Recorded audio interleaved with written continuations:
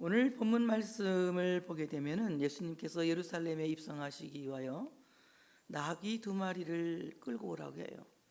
저 건너편 마을에 가면 나귀가 매여 있는 것을 볼 수 있고, 그 매여 있는 나귀 곁에 새끼 나귀를 볼 수가 있다. 그 나귀 2마리를 끌고 오라고 말씀하는 것을 볼 수가 있습니다. 오늘 매인 나귀, 이 매인 나귀는 오랫동안 율법에 매여 있는 바리새인들, 유대 백성들을 상징하고 있어요.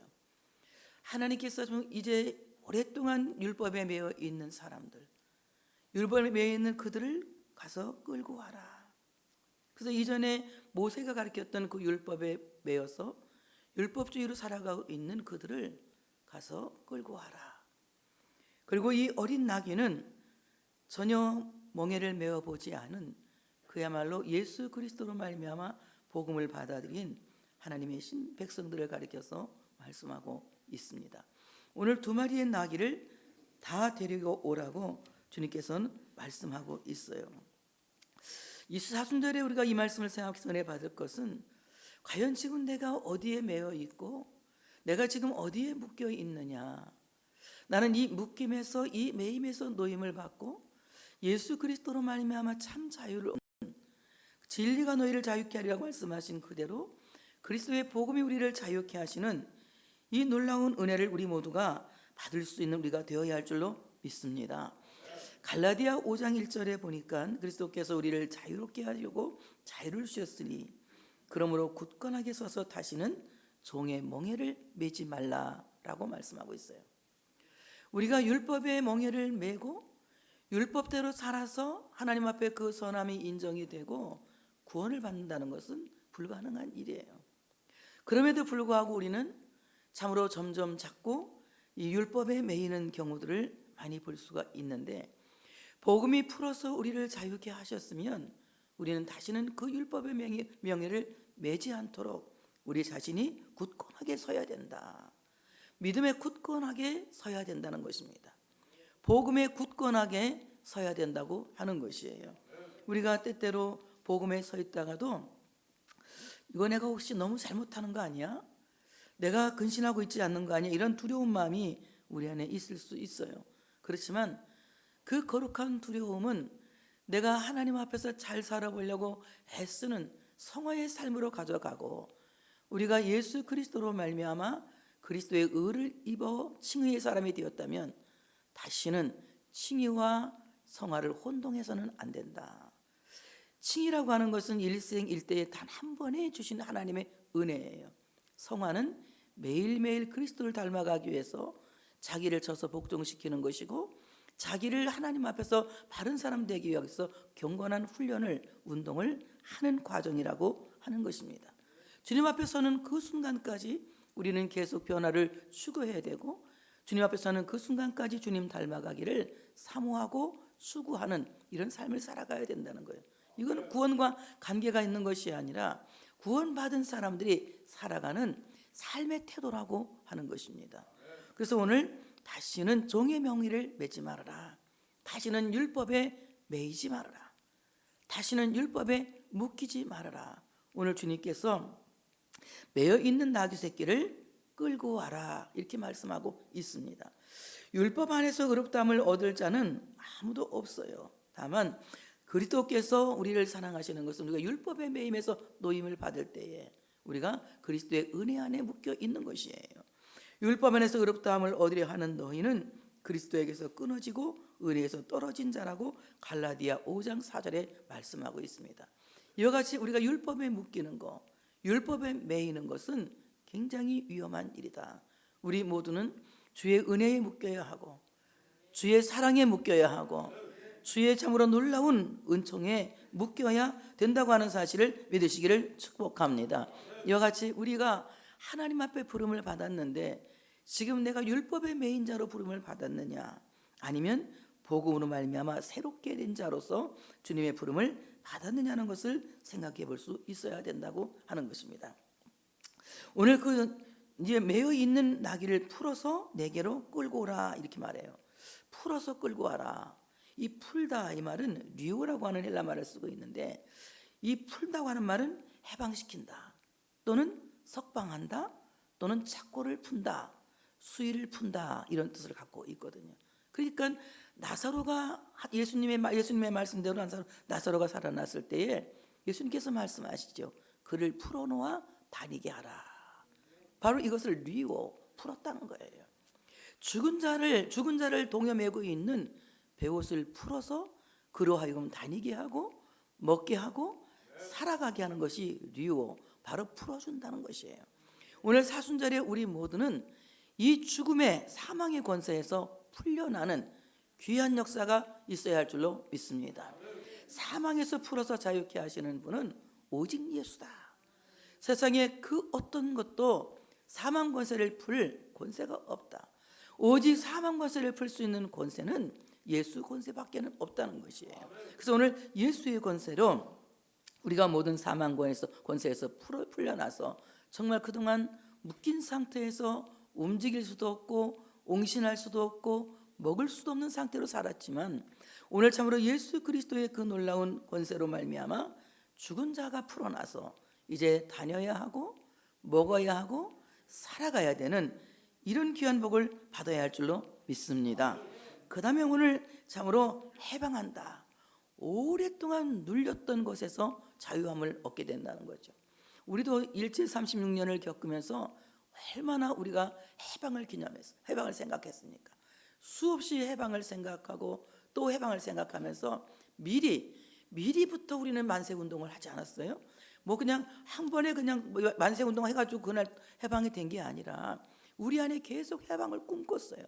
그래서 계속해서 해방되기를 기도하고 또 해방되기를 기도하면서 만세운동을 하고 결국은 이제 36년 만에 해방이 된 것을 우리 모두가 알 수가 있습니다.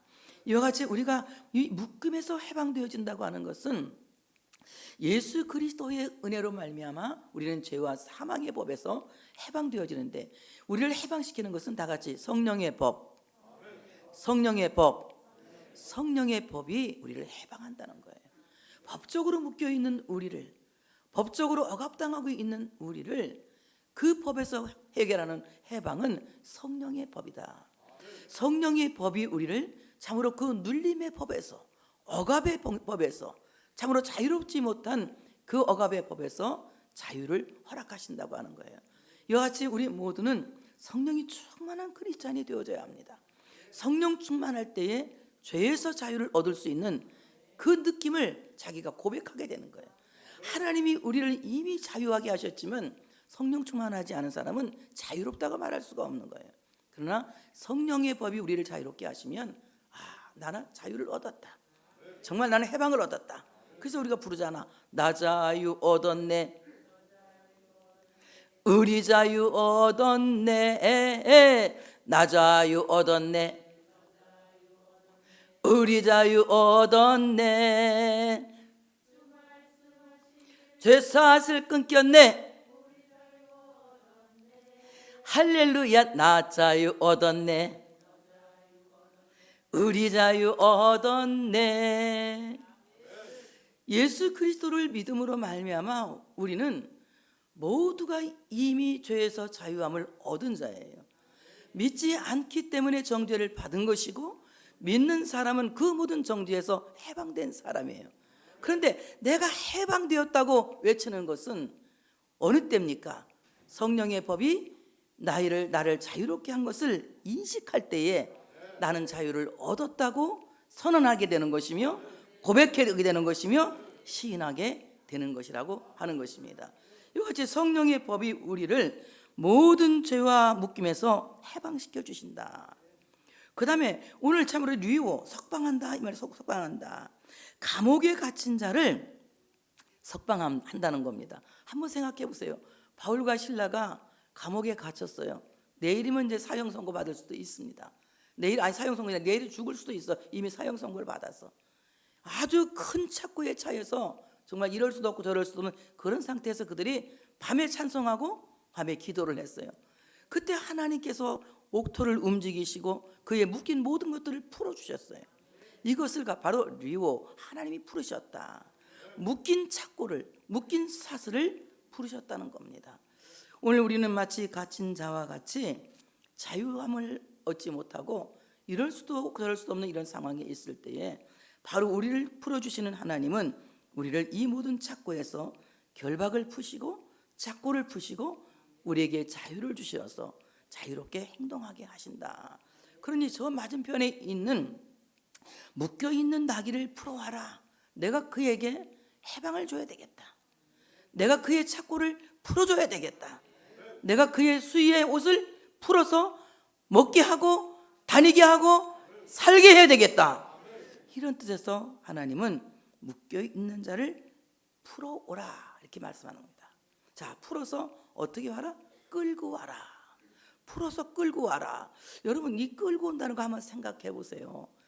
정말 이 끌려간다는 것이 얼마나 힘이 들고 비참한지. 그런데 우리는 하나님의 은혜는 불강력적인 은혜이기 때문에 내가 가고 싶다고 가고 안 가고 싶다고 하는 게 선택의 여지가 나한테 있는 것이 아니에요.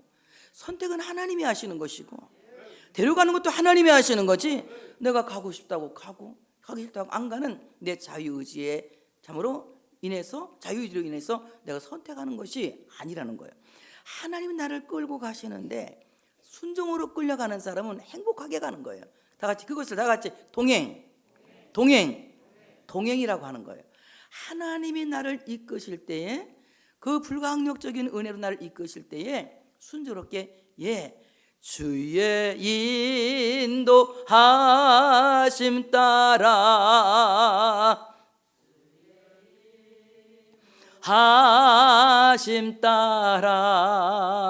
어디든지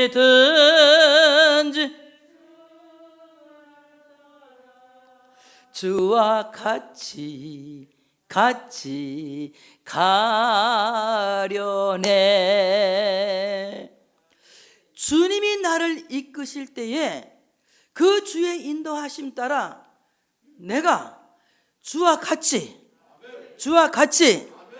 가려고 하는 순종의 마음이 있으면 그 여정이 행복한 동행이 되는 것이다. 그런데 주님이 나를 이끄시는데, 주님이 나를 인도하시는데, 아유 바빠요, 나는 밭에 가서 일해야 되겠어요, 나 소 샀으니까 소 한번 시험해 봐야 되겠어요, 나 장가 들어서 지금 아주 각시하고 재밌게 지내야 되겠어요, 사업상 바빠요, 막 여러 가지 핑계를 대고 갈 수 없다고 하면 그럼 주님이 포기하실까? 그래, 장가 들고 열심히 재밌게 살다 와라, 사업도 많이 해라, 그러실까요? 하나님은 그렇지 않으세요. 하나님은 하나님의 백성을 포기하지 않아요. 인간도 자기 자식을 포기하지 않는데 하물며 하나님이 택한 백성을 포기하겠습니까? 포기하지 않아요. 불순종하는 사람은 하나님이 기어이 데리고 오시고야 마는 거야. 그러니까 어떻습니까? 끌려가는 거예요. 질질 끌려가는 거예요. 결국은 매를 맞고 끌려오게 되고, 때로는 고통을 당하고 끌려오게 되고, 때로는 징계를 당하고 끌려오게 되는 것입니다. 그러므로 질질 끌려가면서 여러분의 인생을 소모하지 마시고 주의 인도하심 따라 주님의 이끌리심의 탄력을 의지해서, 그 힘을 의지해서 주와 동행함으로 말미암아 경주의 이류가 되라. 이건 한번 내가 써봤어, 한번 명언이야. 질질 끌려가는 사람은 자기의 인생을 공연히 소모하는 것이다. 그렇게 내가 반항하고 저항한다고 하여 하나님은 나를 포기하신다면 하나님은 하나님이 아니시다. 하나님은 절대로 나를 포기하지 않으신다. 어떤 경우에도 하나님은 나를 데리고 오고야 마시는데 질질 끌려갈 것이냐, 함께 갈 것이냐. 여러분, 어떻게 가기를 원하십니까? 함께 가기를 원하시면, 같이 가기를 원하시면 지금 함께 갈 수 있는, 동행할 수 있는 우리가 되어야 할 줄로 믿습니다. 자, 오늘 가서 그를 끌고 와라. 사람들이 말하면 주가 쓰시겠다 하라 이럽니다. 왜 이거 누구 네 것 따는데 왜 가져가? 임자가 따로 있는데 왜 가져가? 이렇게 얘기하면 주가 쓰시겠다 하라 이렇게 말하는 거예요. 여러분, 세상의 모든 재산이나 금이나 은이나 보화나 어떠한 재물도 내 것은 없는 거예요. 금도 하나님의 것이고 은도 하나님의 것이고 세계가 하나님의 것이기 때문에 내가 조금 더 많이 맡았다면 조금 더 많이 맡은 청지기가, 부자 청지기가 된 거예요. 하나님이 나에게 그 일을 맡기셔서 나로 하여금 그것을 잘 관리할 수 있도록 맡기셨다는 거예요. 나는 청지기 하나지 결국 나는 그것의 주인이 될 수가 없다는 것입니다. 내 인생도 내가 관리하지만 나는 내 인생의 관리자, 청지기일 뿐이지 내 인생의 주인도 하나님이시라는 거예요. 내가 갖고 있는 모든 참으로 재능이나 내가 갖고 있는 어떤 달란트도 내가 그것을 하는 것 같지만 결국 그 달란트도 하나님의 주인이라는 거예요. 하나님의 주인이고 나는 그것을 관리하는 관리자에 불과해요. 관리자가 그것을 잘 관리하면 더 많은 사람은 더 많이 받게 되고 없는 사람은 있는 것까지 빼앗긴다고 말씀하신 그대로 우리는 이 일을 잘 관리할 수 있는 자가 되어져야 된다는 겁니다. 그러니 왜 가져가느냐? 임자가 따로 있는데 주가 쓰시겠다고 해라. 원초적인 주인이 이 나귀를 쓰시겠다고 하라는 것입니다. 이 소유주가 이 나귀를 쓰시겠다고 하라는 것입니다. 오늘 주인이라고 하는 말은 무슨 말입니까? 주인, 로드, 이 말은 무슨 말입니까? 왕이란 말이에요. 왕이 쓰시겠다 해라. 각하가 쓰신다, 전하가 쓰신다, 폐하가 쓰신다. 어느 백성도 토를 달 수가 없는 거예요. 왜냐하면 바로 폐하가 나라의 주인이기 때문에, 전하가 나라의 주인이고 백성은 그 폐하의 소유이기 때문에 폐하가 하는 말에는 누구도 토를 달 수가 없다는 거예요. 우리는 왕이신 하나님의 백성들이고 하나님이 나를 쓰시겠다고 하는데 내가 토를 달아서는 안 된다는 거예요. 원래의 주인이, 원래의 소유주가 나를 쓰시겠다고 부르시는 거예요. 바로 이 로드, 이 말은 하나님, 각하, 우두머리, 주인, 소유주 이런 뜻을 갖고 있어요. 그러니까 바로 왕이신 하나님이, 나의 소유주가 되신 하나님이, 나의 주권자가 되신 하나님이 나를 쓰시겠다고 부른다는 거예요. 그러니 이 나귀의 주인이, 이 나귀의 진짜 주인이 쓰시겠다는 거예요. 저희도 어릴 때는 내가 가끔 얘기하죠. 소가 많았다고. 소가 많으니까 우리 집에 관리가 다 어려우니까 도주를 줘요. 이거 보고 이제 아까 지금 이 도주를 맡아갑니다. 근데 그 사람이 소를 데려가서 자기 소처럼 키워요. 일도 시키고 또 새끼를 낳으면 새끼는 우리 집으로 가져와요. 이렇게 하고 우리가 소를 맡겨서 소를 관리하게 하고 우리 집에 다 키우지는 않거든요. 하나님이 마찬가지로 우리에게 이 내 인생을 관리할 수 있도록 나를 청지기로 세우신 거예요. 나는 내 삶의 청지기이지 내 삶의 주인이 아니라는 거예요. 내 삶의 주인은 하나님이시라는 거예요. 그러니 하나님이 나를 쓰시겠다고 하는데 토를 달면 안 된다, 저항하면 안 된다, 반항하면 안 된다. 포도원 주인이 소출을 달라고 주인이 종들에게 이제 사람을 보내죠. 그러니까 사람을 보낼 때마다 그 종들을 이 포도원 사람들이 죽입니다. 결국 아들이 와서 이건 상속자니까 여도 죽여야 된다. 예수님이 이제 비유로 말씀하신 거예요. 예수님까지 죽여요. 진짜 본 주인을 죽인 겁니다. 그러니까 어떻게 해요? 바로 예수님을 십자가에 죽이신 것은 내 것은 내 것이라고 하는 청지기가 잘못된 관념으로 예수님을 십자가에 죽이신 거예요. 결국 어땠습니까?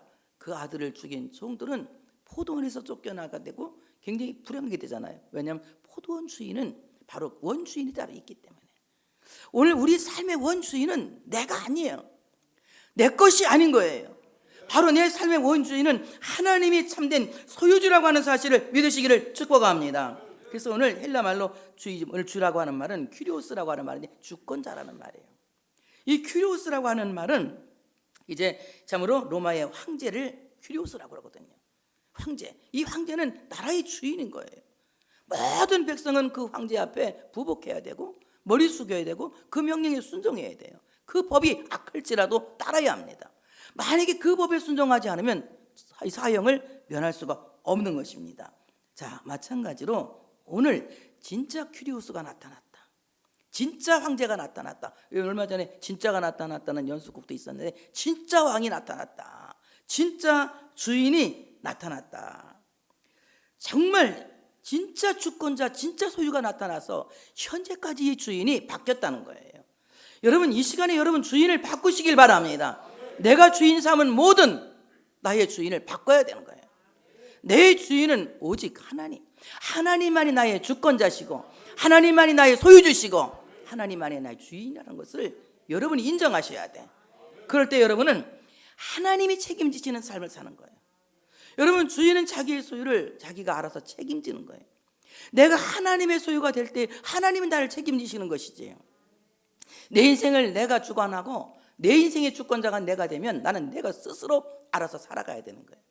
하나님이 나의 소유주가 되실 때, 하나님께 모든 것을 맡길 때 하나님 나를 책임지시는 거예요. 그러므로 그리스도보다 먼저 온 자는 다 절도요 강도예요. 참 주인이 아니라는 거예요. 요한복음 10장 8절에 보니까 나보다 먼저 온 자는 다 절도요 강도니 양들이 듣지 않았다. 예수님보다 먼저 온 주인은 다 절도요 강도라는 거예요. 만약에 내가 나의 주인이라고 말하면 내 자신이 나에게 강도가 되는 것이고 절도가 되는 거예요. 내 주인은 하나님이시다. 하나님은 나의 소유주가 되시고 나는 하나님의 소유라는 거예요. 그래서 오늘 정말 주님이 쓰시는 사람은 어떤 사람입니까? 주님이 나의 주인이 되어야 된다. 어떻습니까? 지금 주인을 확 바꾸기 원하면 확 바꿔요. 주인 바꿉시다. 내가 주인 해봤자 나는 너무 나 자신을 괴롭히는 거야. 한번 생각해봐. 내가 뭘 책임질 게 있어? 내가 죽는 거 내가 책임질 수 있어? 나 죽고 사는 거 나 책임질 수 있으면 말해봐. 내가 주인 되면 내가 죽고 사는 건 내가 책임진다. 있어요? 정말 못해요. 죽고 사는 건 하나님께 있는 거야. 하나님이 책임지시는 것이지 내가 책임질 수 있는 게 아니야. 먹고 사는 문제도 하나님이 주셔야 먹는 거지. 하나님이 있게 하셔야 있는 것이지. 그것이 내가 먹고 싶다고 먹어지는 것이 아니라는 거예요. 이와 같이 우리는 주인을 바꿔야 되는 거예요. 이 시간 여러분, 잘못된 주인을 바꾸셔야 합니다. 내가 내 인생을 책임진다고 하는 어리석은 생각을 이 시간에 버려야 할 줄로 믿습니다. 자, 그러면 오늘 왕을 태우는 나귀. 왕이 원래 보통 그 성에 들어갈 때는 말을 타고 입성을 하거든요. 막 승리의 개성가를 부르고, 그리고 백성들은 양쪽에 쫙 나와서 막 나뭇가지나 막 흔들고 많이 박수를 치면서 막 왕이 들어온 걸 환호하고 막 그러면서 막 왕만세 왕만세 왕만세 이렇게 부르면서 왕이 막 대환영을 받으면서 예루살렘 이렇게 성으로 입성한 게 원칙이건 중동 지역에서. 그런데 말을 타지 않고 나귀를 타고 이제 예루살렘에 입성하는 거예요. 예수님은 나귀를 타고. 자, 그럼 나귀라고 하는 짐승이 어떤 짐승이냐? 나귀는 평화와 겸손을 상징하는 짐승이에요. 바로 이 나귀라고 하는 짐승은 굉장히 초라한 짐승 쪽에 초라한 짐승이라고 보는 아주 평범하고 초라한 보통 짐승이에요. 말이 아니라. 근데 오늘 이 나귀, 평화를 상징하고 겸손을 상징하는 나귀를 타고 예수님이 예루살렘에 입성하신 거예요. 그럼 한번 생각해 봤어요. 나귀가 뭐냐? 나귀가. 자, 나귀는 하나님의 백성들을 암시하고 있다. 하나님의 백성들은 나귀와 같은 것이다.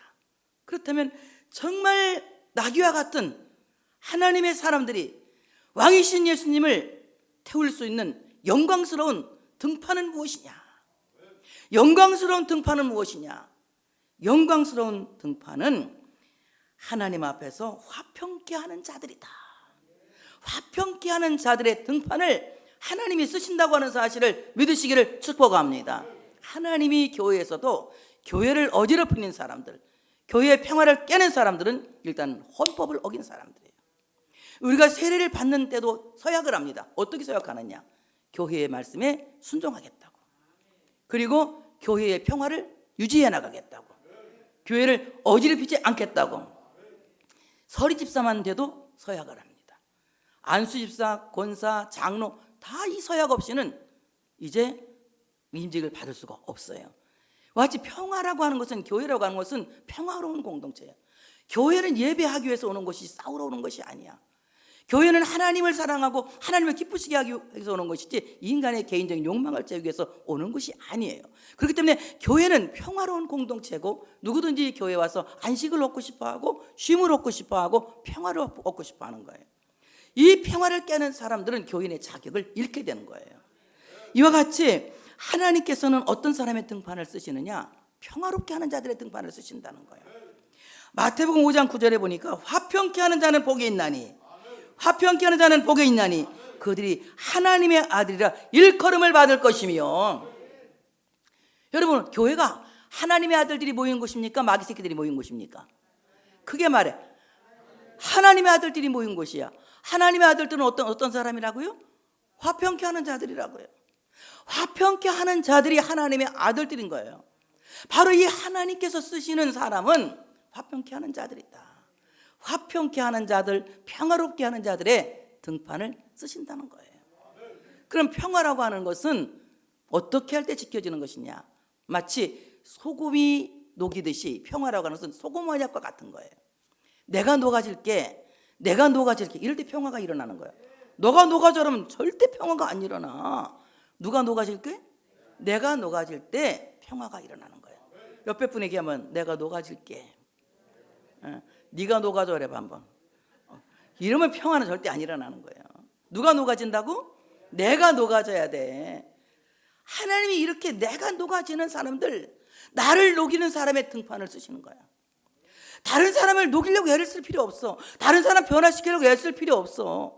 나도 변화가 안 되는 판국에 뭐 남을 변화시킨다고, 그거는 주제넘는 짓이지. 내가 나를 녹이는 이런 삶을 살아가야 돼. 이럴 때 하나님은 나를 녹이는 평화의 사도의 등판을 쓰신다. 이런 사람들이 모여있는 교회가 하나님이 기뻐하시는 공동체가 될 수 있다고 하는 사실을 믿으시기를 축복합니다. 두 번째, 하나님은 어떤 사람의 등판을 쓰시느냐? 하나님은 겸손한 자의 등판을 쓰시는 거예요. 나귀가 평화롭고 겸손에 상징한다고 안 했어요? 겸손한 자를 쓰시는 거예요. 여러분, 겸손한 자를 쓰신다 이 말은 정말 항상 순종하는 마음을 가진 사람을 가리켜서 겸손한 자라고 말해요. 베드로전서 5장 5절로 6절에 보니까 젊은 자들아 이와 같이 장로들에게 순종하고 다 겸손으로 허리를 동이라. 하나님은 교만한 자를 대적하시되 겸손한 자들에게는 은혜를 주시느니라. 그러므로 하나님의 능하신 손 아래서 겸손하라. 때가 되면 너희를 높이시리라. 하나님이 겸손한 자의 등판을 쓰시는 거예요. 항상 교회는 겸손한 자들이 많이 모여 있을 때 평화를 유지할 수 있는 거예요. 어떤 교회가 맨날 싸운다고 그래요. 우리 교회는 맨날 싸우는데 목사님 왜 그런가 기도 좀 한번 해보래. 그래서 내가 그 교회 잘난 사람들 많죠. 그때 엄청 잘난 사람이 많은데 그 교회는 뭐 전부 한가닥 하는 사람들 막 있대. 그러니까 싸우는 거라고. 교회는 죄인이 있어야 된다고. 죄인이 많은 교회는 절대 안 싸운다고. 내가 죄인인데 어떻게 저 사람을 정죄해. 항상 내가 죄인, 내가 잘못했지, 내가 죄인이지. 겸손한 마음을 가져야 돼. 그럴 때 교회의 평화가 유지되는 거예요. 정말 하나님 앞에서 우리 모두는 죄인이고 보잘것없고 아무것도 아닌 거예요. 하나님 앞에서 내가 아무것도 아니라는 것을 인정하셔야 돼. 나는 괜찮은데 저 사람이 나쁘다, 이런 마음을 가진 사람은 절대로 하나님 앞에 쓰임받는 사람이 될 수가 없다는 거예요. 이와 같이 하나님이 쓰시는 사람은 겸손으로 허리를 동인 사람들이다. 하나님은 교만한 자를 대적하시고 겸손한 자들에게는 은혜를 주신다. 이와 같이 우리 주님은 평화로운 자의 등판을 쓰시면서 다 예루살렘에 입성하시면서 만세 만세 만만세를 부르는 거예요. 교회의 만세는 평화로운 자들의 등판이 하나님 앞에 쓰임받을 때 예수 만세가 되는 거예요. 어떻습니까 여러분? 평화의 사도가 되길 원하면, 평화의 등판을 주님께 내놓기 원하면, 그러면 그런 의미에서 예수 만세 한번 힘차게 시작. 예수 만세. 그렇게 시원찮. 예수 만세. 예수님 만세. 예수님 만세는 우리가 평화의 등판을 주님께 탁 내놓을 때 교회가 예수 만세 하는 거야. 항상 내가 다른 사람보다 못하다는 생각을 해야 돼. 부족하다는 생각을 해야 돼. 이런 겸손한 등판을 내어놓을 때에 하나님이 여러분을 높이시고 우리 성민교회를 높이실 줄 믿습니다. 하나님이 기뻐하시고 높이시는 교회는 겸손한 자의 등판이 되어져야 된다는 거예요. 자, 이럴 때에 이제 많은 사람들이 예수님이 나귀를 타고 입성하시는데 정말 이상하죠? 말 타고 입성하는 왕도 아닌데 나귀를 타고 입성하는데도 엄청 많은 사람들이 왔어요. 엄청 많은 사람들이 왔는데 누가 왔느냐? 어린아이들이 많이 온 거야. 어린아이들이. 교회는 그래서 어린아이들이 많아야 돼. 아기를 많이 낳았으면 좋겠는데 아기를 안 낳으니까 여러분이 할 수 없이 어린아이처럼 순진해져야 될 것 같아. 어린아이들이 많이 와야 돼. 이 어린 아이들이 양쪽에 쫙 서가지고 막 얼마나 소리를 지르면서 호산나를 부르는지 성이 막 진동할 정도로, 막 소동할 정도로, 또 막 덜덜덜 떨릴 정도로 호산나를 부르는 거예요. 예수님이 오시는 곳은요, 항상 성령의 역사가 진동하게 되어져 있어요. 예수님이 계신 곳은, 자, 예수님이 계신 곳은 성령의 역사로 진동하는데, 어떻게 할 때 진동이 되느냐? 다 같이 호산나, 호산나, 호산나를 외칠 때에 이제 하나님 주님의 몸 된 교회는 진동하는 것이다. 여러분, 호산나는 그냥 호산나 이렇게 읽으면, 문자적으로 호산나 이렇게 읽으면 재미가 없는 말이에요. 이거는 악센트를 넣어서 읽어야 되는 거예요. 호시안나, 시작. 호시안나, 호시안나. 우리 할렐루야 할 때도 보면 부흥 강사님들은 그렇게, 나도 부흥회 가면 그렇게 할렐루야 하게 아니라 할렐루야, 할렐루야. 여기 그 필리핀 갔더니 막 전부 막 그 필리핀 목사님들은 할렐루야 막 그러더라고. 굉장히 그 할렐루야도 그냥 악센트를 넣어가지고 아주 하는데, 그냥 그걸 할렐루야 같이 셀라 할렐루야, 셀라 할렐루야.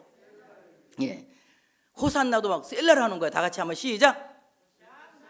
박건선 제일 잘하네. 다시 시작. 호시안나, 호시안나, 호시안나. 이걸 한번 생각해 보세요. 처음에 볼 때는 좀 어색해도 계속해서 막 손을 들고 막 호시안나, 호시안나, 호시안나 하니까 나중에 막 탄력이 붙어가고 엄청나요. 저도 어저께 군부대 가가지고 사나이 태어나서 엄청 신나게 부르고 왔거든요. 막 호시안나, 호시안나 막 호시안나, 호시안나 막 하는 거예요. 그러니까 막 성이 덜 막 진동이 일어난 거예요. 교회에 생동감을 주는 진동은 주여 나를 구원하소서가 교회에 생동감을 주고 교회를 진동하게 하는 거예요. 교회 털을 움직이게 하고, 교회의 문턱을 움직이게 하고, 교회의 문을 열게 하는 것은 주여 나를 구원하소서 호시안나, 주여 나를 구원하소서 호시안나, 제발 구원하소서 호시안나. 이 호산나가 외쳐질 때, 소리쳐질 때에 교회는 진동하게 되는 것이다. 이 교회는 가만히 있으면 안 돼. 가만히 있는 교회는 죽은 교회야, 무덤 교회야. 교회는 어쨌든 호산나, 들썩들썩 해야 되는 거예요. 이와 같이 들썩들썩하는 놀라운 역사가 이제 예루살렘에서 일어났다는 것입니다. 오늘 이 호산나, 구원에 대한 간절한 마음을 담아서 외치는 소리거든요. 그러니까 이 말은 무슨 말이냐? 주여 구원하소서, 제발 구원하소서, 막 이러는 말이야. 주여 구원하소서, 해주면 감사하고 안 해줘도 어쩔 수 없어요. 이게 아니라 주여 구원하소서, 제발 제발 이 말이거든. 그럼 한번 해볼까? 내가 주여 구원하소서, 여러분 제발은 여러분이 하는 거야. 얼마나 잘하나 봐야지. 주여 구원하소서. 진짜 간에 기별도 안 간다 그렇게 해가지고는. 주여 구원하소서, 제발 제발. 그래 제발 한번 하지마. 제발. 왜 잘해? 싸움할 땐 잘하면서 왜 못해? 다시 한번. 주여 구원하소서, 제발. 막 애가 타서 막 제발 이 말이야. 이래야 교회에 진동이 일어난다니까. 여러분 교회 진동이 일어난다는 거 뭐, 여러분 기도하다 보면 막 흥분되면 막 성령의 역사 뭐 진동이 일어났지. 여러분 이 진동이 일어난 거 우습게 보면 안 돼요. 이거 참 큰 은혜요. 여러분 이 진동이 일어난다는 것은 성령의 역사가 일어난다는 거거든요. 막 진동하고 막 방언하고 막 그냥 막 몸이 후끈후끈하고 난리가 나지 않습니까? 교회는 이렇게 움직이는 교회가 돼야 돼. 활동하는 교회, 성령이 역동하는 교회. 이런 교회가 될 때 교회가 부흥하고 성장하게 된다고 하는 사실을 믿으시기를 축복합니다. 그러니까 이렇게 하는데 또 소방차가 하나 따고 합니다. 누구야? 대체 뭐 때문에 이렇게 시끄러워? 지금 소방대가 한 대 따고 와요. 뭐 때문에 이래? 그랬더니 갈릴리에서 온 나사렛 예수 때문에 이렇게 성이 요동하게 되었다라고 말합니다. 자, 여기에 깊은 의미가 있어요. 예수님은 갈릴리에서 나온 나사렛 선지자다. 갈릴리 나사렛에서 온 선지자다. 갈릴리라고 하는 말은 이 원형 둥글다 이 말, 둥글다. 또는 갈릴리라고 하는 말은 변방이다, 변두리다 이 말이에요. 그러니까 저 촌이다. 시골에서 온 나사렛 선지자 예수 때문에 이 성이 지금 이렇게 들썩들썩하게 돼 있다 이겁니다. 오늘 둥글다, 이 둥글다, 예수님의 모습을 닮았다고 어떤 사람들은 막 그런 얘기도 하고 뭐 여러 가지로 얘기하는 사람들이 많이 있더라고요. 어쨌든 이 둥글게 생긴 나사렛에서 오신 그 예수님 때문에 그렇다. 저는 그런데 이렇게 생각해 봅니다. 자, 갈릴리 어떤 곳이에요? 예수님이 가장 많이 활동했던 곳이에요. 갈릴리에서 말씀을 가르쳤고, 갈릴리에서 어부들에게 고기를 잡게 하셨고, 갈릴리 바다에 빠져 죽지 않게 하시고, 별로 은혜가 안 되는가 보네. 갈릴리 가나에서 이제 물이 포도주가 되게 하시고, 갈릴리에서 제자들을 부르시고, 갈릴리는 예수님이 활동하신 무대다. 갈릴리는 예수님 때문에 유명해진 동네예요. 자기 자체가 훌륭해서 유명해진 것이 아니라 예수님 때문에 기적의 도시가 되었다는 것이에요. 여러분, 정말 여러분은 예수님 때문에 기적의 주인공들이 되어지시기를 축복합니다. 그래서 오늘 갈릴리, 과거에는 별 볼 일 없었는데 지금은 엄청 좋아졌다 그러더라고. 내가 안 가봐서 모르지만 장로님 가보셨어요? 혹시 갈릴리? 정말 좋아요? 갈릴리가 뭐 좋다고 그러던데 나는 모르겠어. 책에 보니까 좋다고 그래서 언젠가 한번 가서 보기는 해야 될 것 같은데, 갈릴리가 옛날에는 아주 별로였어요, 예수님 계실 때는. 근데 지금은 좀 좋아졌다고 그래. 왜? 성지순례간 사람이 많으니까 자꾸 가꿀 거 아니야. 그러니까 좀 깔끔해지고 좋아졌다고, 좋은 도시가 됐다고 그러더라고요. 그러면 갈릴리 나사렛, 이 말은 네제르, 이 말은 무슨 말이냐? 신선한 초록색 가지, 이런 뜻을 갖고 있어요. 이게 굉장히 중요한 거예요. 갈릴리 나사렛에서 나온 선지자가 와서 이 예루살렘이 시끄럽다, 이 말입니다. 그러면 갈릴리 나사렛 네제르, 이 말은 푸른색 신선한 초록색 가지다, 이 말입니다. 이 신선한 초록색 가지가 무엇을 암시하고 있느냐?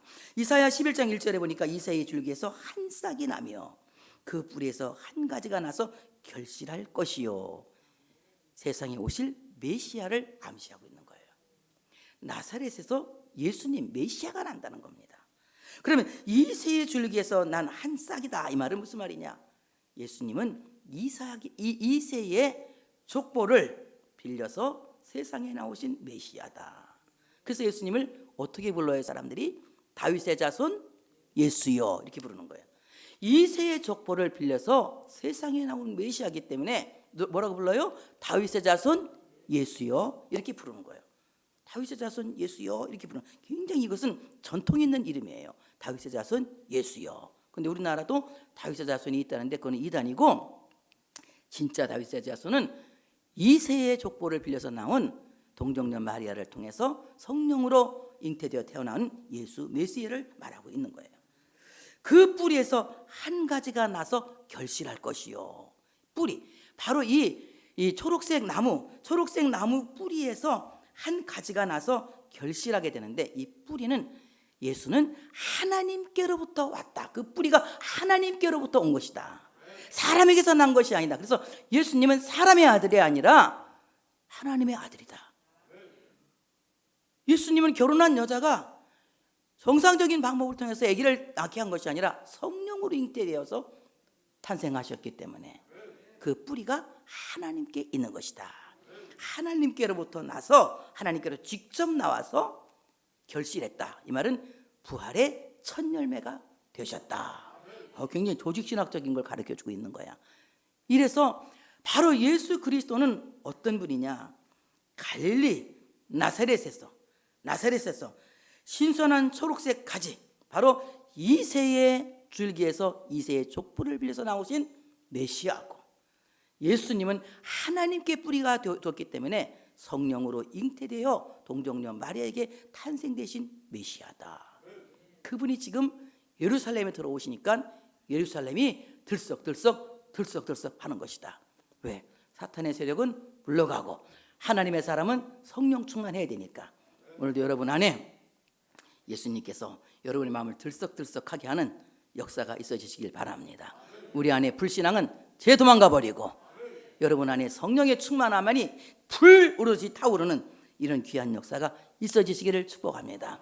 예수 그리스도는 갈릴리 나사렛에서 나오신 선지자다. 하나님의 일을 다 알고 계시는 거야. 그래서 그 알고 계시는 하나님의 일을 예수님은 계속해서 지금도 선포하고 계시는 거예요. 어떻게? 누구를 통해서? 목사님을 통해서, 교회를 통해서 계속해서 일하고 계시는 거예요. 바로 선지자이신 예수 그리스도는 오늘도 성령이 말하게 하셔서 성령이 교회들에게 말하게 하시고 성령이 성도들에게 말하게 하시는데 주의 종들을 세워서 주의 종들을 통해서 하나님의 말씀을 증언하게 하시고 하나님의 나라를 말하게 하시고 하나님의 일을 말하게 하시는 이런 위대한 일을 지금도 하고 계신다는 겁니다. 오늘 여러분 어떻습니까? 주님이 여러분을 풀어주시기 원합니까? 죽음에서 풀어주시기 원합니까? 주님이 여러분을 착고해서 풀어주시길 원합니까? 주님이 여러분을 눌림에서 해방시키길 원합니까? 주님이 풀어주시는 거예요. 그리고 여러분을 끌고 가시는 겁니다. 불가항력적인 하나님의 은혜를 힘입고 여러분 끌려가지 마시고 함께 가시기 바랍니다. 함께 할 수 있는 여러분 되시기를 바랍니다. 여러분의 평화의 등판을 주님께 내어놓으세요. 여러분의 겸손의 등판을 주님께 내놓으세요. 왕을 태운 등판이 될 줄로 믿습니다. 여러분 세상 근심, 염려, 세상의 모든 고통을 태운 등판이 되지 마시고 예수님을 태운 등판이 되시기를 바랍니다. 그럴 때 호산나, 호산나, 여러분의 심령이 들썩들썩하게 하는 성령의 역사가 파워풀하게 일어날 줄 믿습니다. 오늘도 선지자로 오신 주님께서 성령이 말씀하시는 이 말씀을 여러분 모두가 들으시고 여러분이 새로워지는 귀한 역사가 있어지시기를 축복합니다. 영광의 박수 하나님께 올려드립니다.